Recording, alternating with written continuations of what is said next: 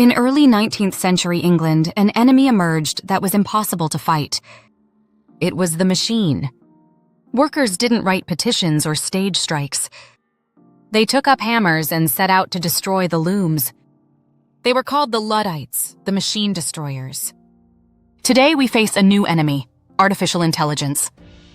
And experts say it will take the jobs of 70% of the planet's population. In this video, we will explain why the Luddites were right and why their rebellion could repeat itself in our time. Welcome to the era of Luddites 2.0. The Luddites weren't just savages fighting progress. They were skilled artisans. They had spent months learning to weave stockings or craft fine cloth. But then came a machine that could do their job in an hour and 10 times cheaper. Factory owners fired the masters and hired unskilled women and children for pennies. The protest wasn't against technology. It was against the displacement of man from his profession and the loss of his dignity. The machine didn't just take the job, it took the master's sense of purpose. Today we have the exact same situation. But instead of a stocking frame, we have ChatGPT and Midjourney. 1811, the loom replaced the weaver. 2025, AI is replacing the programmer, the designer, the lawyer. The main problem, Luddites could become farmers.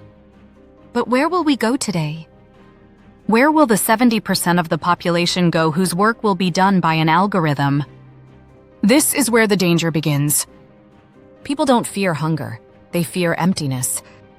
If AI takes your job, it takes your role in society. The British government responded to Luddism brutally. Smashing a machine was punishable by death.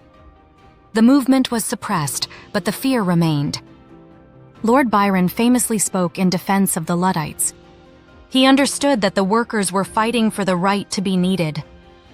In our era, fighting AI physically is impossible. But the rebellion will be different. Digital Luddism, mass hacker attacks on AI systems, data sabotage, and the fight for regulation. Political Luddism, demand for universal basic income, and a re-evaluation of the role of work in society. The Luddites lost the battle because they couldn't stop progress. But their history is a warning. We cannot let progress strip us of our purpose. Luddism was not a failure of man, it was a cry for help. If we do not solve the problem of purpose for the 70% displaced by AI, we will get not a rebellion of the machines, but a rebellion of the people. Write in the comments, are you a Luddite or a proponent of progress? Where will you go if AI takes your job? Subscribe to the channel to learn how to survive in the era of Luddites 2.0.